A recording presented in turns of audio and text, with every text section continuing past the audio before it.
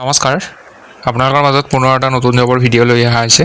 আৰু আজি যিমানখিনি প্ৰাইভেট ভেকেঞ্চি আছে তাৰে মই ডিটেইলছবিলাক দেখুৱাই যাম ভিডিঅ'টো সম্পূৰ্ণ চাব এক নম্বৰ ভেকেঞ্চি আহিছে আপোনালোকৰ customer support officer vacancy qualification HS and above 13K আপোনালোকৰ চেলাৰী পাব দুই নম্বৰ আহিছে বিজনেছ ডেভেলপমেণ্ট এক্সিকিউটিভ কোৱালিফিকেশ্যনত গ্ৰেজুৱেশ্যন লাগিব আৰু ইয়াতে 18K চেলাৰী পাব বয়সবিলাক তলত দিয়া আছে আপোনালোকে নিজে চাই ল'ব তিন নম্বৰটো এডমিনিষ্ট্ৰেটিভ এক্সিকিউটিভ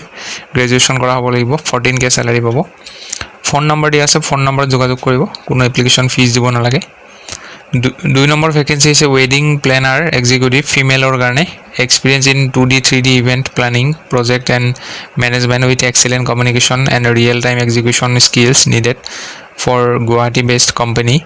আপোনালোকে কি কৰিব নিজৰ যিখন বায়'ডাটা আছে CV আছে এপ্লাই কৰিবৰ কাৰণে ইমেইল আইডিটো এইটো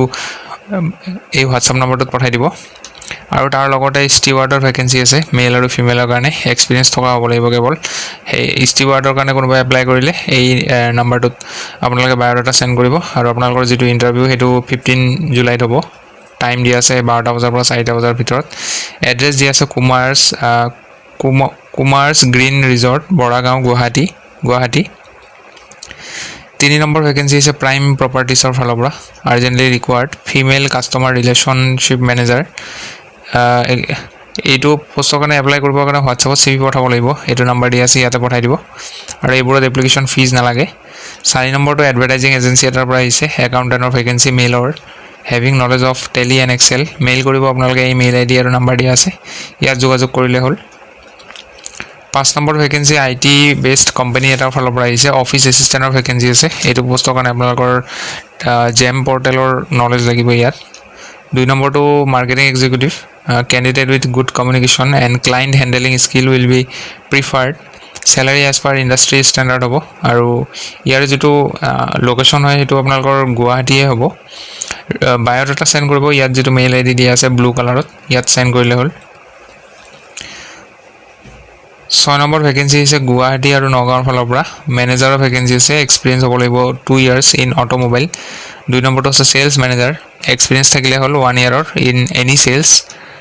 যিকোনো চেলছত আপোনালোকৰ 1 বছৰ এক্সপিৰিয়েঞ্চ থাকিলে এপ্লাই কৰিব পাৰে 3 নম্বৰটো চেলছ এক্সিকিউটিভ ফ্ৰেছাৰ্ছ ইয়াত এপ্লাই কৰিব পাৰে আপোনালোকৰ ইণ্টাৰভিউ হ'ব 13 আৰু 14 জুলাইত ইয়াতে এড্ৰেছ দিয়া আছে গুৱাহাটীৰ কাৰণে যিখিনি এপ্লাই কৰিব তেওঁলোকে এই কণ্টেক্ট নম্বৰত যোগাযোগ কৰিব আৰু এইটো মেইল ID যোগাযোগ কৰিব আৰু যিসকলে নগাঁৱৰ কাৰণে এপ্লাই কৰে তেওঁলোকৰ ইয়াত ডিটেইলছ দিয়া আছে AB এণ্টাৰপ্ৰাইজ হৈবৰগাঁও থিং ৰোড নগাঁও কণ্টেক্ট নম্বৰ আৰু মেইল ID দিয়া আছে ইয়াত যোগাযোগ কৰিব তেওঁলোকে 7 নম্বৰ ভেকেঞ্চিটো হৈছে 1 tender executive GeM and railway tenders minimum 4 পৰা 5 বছৰৰ এক্সপিৰিয়েঞ্চ লাগিব আৰু এটা আপোনালোকৰ অফিচ বয়ৰ ভেকেঞ্চি আছে মেল কেণ্ডিডেটক ইয়াতে প্ৰিফাৰেঞ্চ দিব লোকেশ্যন গুৱাহাটী আছাম আপোনালোকে যদি ইণ্টাৰেষ্টেড হয় ইয়াতে হোৱাটছআপত বায়'ডাটা পঠাই দিলে হ'ল অফিচ বয়ৰ কাৰণে মেট্ৰিক পাছ কৰিলে হৈ যাব টেণ্ডাৰ এক্সিকিউটিভৰ কাৰণে ইয়াতে গ্ৰেজুৱেশ্যন কৰা হ'ব লাগিব 8 নম্বৰ ভেকেঞ্চি হৈছে আপোনালোকৰ ডিলাৰ কোঅৰ্ডিনেটৰৰ এগ্ৰিকালচাৰ কোৱালিফিকেশ্যনত গ্ৰেজুৱেশ্যন কৰা থাকিলে হ'ল এনি ডিচিপ্লিন লেংগুৱেজ জানিব লাগিব ইংলিছ আছামিজ আৰু বেংগলী বাংলা মানে বেংগলী এই তিনিটা ভাষা জানিব লাগিব মেণ্ডেটৰী হয় আপোনালোকে যদি জানে তেতিয়াহ'লে ইয়াতে মেইল ID আৰু কণ্টেক্ট নম্বৰ দিয়া আছে ইয়াত যোগাযোগ কৰি ল'ব 9 নম্বৰ ভেকেঞ্চি আছে assistant manager for sales marketing in elevator sector in Assam and nearby states having experience 1 to 3 years candidate will be preferred qualification আপোনালোকৰ গ্ৰেজুৱেশ্যন MBA বা ইঞ্জিনিয়াৰিঙৰ ডিপ্ল'মা যদি আছে এপ্লাই কৰিব পাৰে আপোনালোকে চেলাৰী পাব লগতে TA মানে ট্ৰেভেলিং এলাৱেঞ্চ আৰু ইনচেণ্টিভ পাব মেইল কৰিব আপোনালোকে নিজৰ বায়'ডাটাখন এইটো মেইল IDত মেইল কৰিব ইয়াত আণ্ডাৰলাইন কৰা আছে এইটো মেইল IDতে আপোনালোকে বায়'ডাটা পঠালে হ'ব 10 নম্বৰ ভেকেঞ্চি আছে ফিল্ড চেলছ এক্সিকিউটিভ লোকেশ্যন হ'ব আপোনালোকৰ যোৰহাট গুৱাহাটী আৰু ডিব্ৰুগড় আৰু আপোনালোকে চেলাৰী পাব 18K পৰা 25K ভিতৰত চেলাৰী হ'ব ফিক্স চেলাৰী থাকিব লগতে আপোনালোকৰ এট্ৰেক্টিভ ইনচেণ্টিভ ফিউল এলাৱেঞ্চ আৰু লগতে medical benefits freshers May apply on scooty preferred ইয়াত এক্সপিৰিয়েঞ্চ নাথাকিলেও হ'ব নিজৰ খালী স্কুটি লাগিব নহ'লে বাইক লাগিব এপ্লাই কৰিবৰ কাৰণে ইয়াতে আপোনালোকে কণ্টেক্ট নম্বৰ দিয়া আছে এই কণ্টেক্ট নম্বৰটোত আপোনালোকৰ কল কৰি ল'ব কল কৰিলে ডিটেইলছখিনি তেওঁলোকে কৈ দিব ইণ্টাৰভিউৰ কাৰণে ক'ত যাব লাগিব 11 নম্বৰ ভেকেঞ্চি আছে ওৱেৰহাউছ ছুপাৰভাইজাৰ শিলচৰ হ'ব লোকেশ্যন ইণ্টাৰেষ্টেড যদি হয় ইয়াতে মেইল ID দিয়া আছে ইয়াত বায়'ডাটা পঠালে হ'ল 12 নম্বৰ ভেকেঞ্চি একাউণ্টেণ্টৰ ভেকেঞ্চি হয়, ফুল টাইম, লোকেশ্যন হ'ব যোৰহাট আছাম।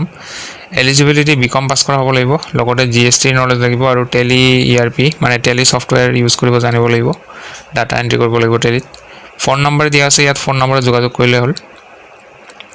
13 নম্বৰ ভেকেঞ্চি হৈছে মেডিকেল ৰিপ্ৰেজেণ্টেটিভ MRৰ ভেকেঞ্চি, মেল ফিমেল এপ্লাই কৰিব পাৰে। লোকেশ্যন হ'ব নগাঁও, মৰিগাঁও, হোজাই আৰু তেজপুৰ। ইণ্টাৰেষ্টেড যদি হয় তেতিয়াহ'লে ইয়াতে মেইল ID দিয়া আছে, ইয়াত যোগাযোগ বায়'ডাটা পঠাব, নহ'লে হোৱাটছআপ দিয়া নাম্বাৰ দিয়া আছে, হোৱাটছআপত বায়'ডাটা পঠাই দিব। 14 নম্বৰ ভেকেঞ্চি আছে ডিষ্ট্ৰিবিউটৰ ফাৰ্ম কোম্পানীৰ পৰা। ভেকেঞ্চি আছে জুনিয়ৰ একাউণ্টেণ্ট, গোডাউন ইনচাৰ্জ আৰু ছিনিয়ৰ চেলছ এক্সিকিউটিভ ASM। আপোনালোকৰ ইয়াতে এৰিয়া গুৱাহাটী হ'ব, Guwahati and north east area, মানে আপোনালোকৰ ৱৰ্ক লোকেশ্যন। মিনিমাম এবছৰ এক্সপিৰিয়েঞ্চ থাকিলে এপ্লাই কৰিব পাৰে গোটেইকেইটা পষ্টত। ইণ্টাৰেষ্টেড যদি হয় ইয়াতে কণ্টেক্ট নাম্বাৰ মেইল ID দিয়া আছে, ইয়াত যোগাযোগ কৰি ল'লে হ'ল। 15 নম্বৰ ভেকেঞ্চি আছে হস্পিটেল, নলবাৰীৰ ফালৰ পৰা আহিছে। মাৰ্কেটিং মেনেজাৰৰ ভেকেঞ্চি আছে, 3 বছৰ এক্সপিৰিয়েঞ্চ থকাসকলক প্ৰিফাৰেঞ্চ দিব, হস্পিটেল ছেক্টৰত যদি কাম কৰা এক্সপিৰিয়েঞ্চ আছে প্ৰিফাৰেঞ্চ পাব। 2 নম্বৰ আহিছে অডিঅ'মেট্ৰি টেকনিচিয়ান, এক্সপিৰিয়েঞ্চ থকা কেণ্ডিডেটহে ইয়াতে প্ৰিফাৰেঞ্চ পাব। নেক্সট আছে আপোনালোকৰ ICU টেকনিচিয়ান, 3 বছৰ এক্সপিৰিয়েঞ্চ লাগিব ইয়াতো, আৰু পিছৰ ভেকেঞ্চিটো ICU চিষ্টাৰ, 3 বছৰৰ এক্সপিৰিয়েঞ্চ লাগিব ইয়াতো। মেইল ID দিয়া আছে হস্পিটেলৰ আৰু মোবাইল নম্বৰো এটা দিয়া আছে, ইয়াত কণ্টেক্ট কৰি ল'ব। কিবা যদি আপোনালোকৰ সুধিবলগীয়া থাকে, ডাউট থাকে, কনফিউজন থাকে, ফোন কৰি ল'লে হ'ল। 16 নম্বৰ ভেকেঞ্চি অফিচ কোঅৰ্ডিনেটৰ কাম sales executive for real estate firm. English ভালকৈ জানিব লাগিব, ইংলিছ, আছামিজ আৰু হিন্দী বেংগলী। কল কৰিব যদি এপ্লাই কৰিব বিচাৰে, নাম্বাৰটোত কল কৰিলে হ'ল। 17 নম্বৰ ভেকেঞ্চিটো একাউণ্টেণ্টৰ ভেকেঞ্চি হয়, MBA পাছ কৰা হ'ব লাগিব। আৰু লগতে প্ৰচেছ পেকিং অপাৰেটৰৰ ভেকেঞ্চিও আছে। মিল্ক প্ৰচেছিং প্লাণ্ট এটাৰ পৰা আহিছে এইটো ভেকেঞ্চিটো, চন্দ্ৰপুৰ হ'ব লোকেশ্যন।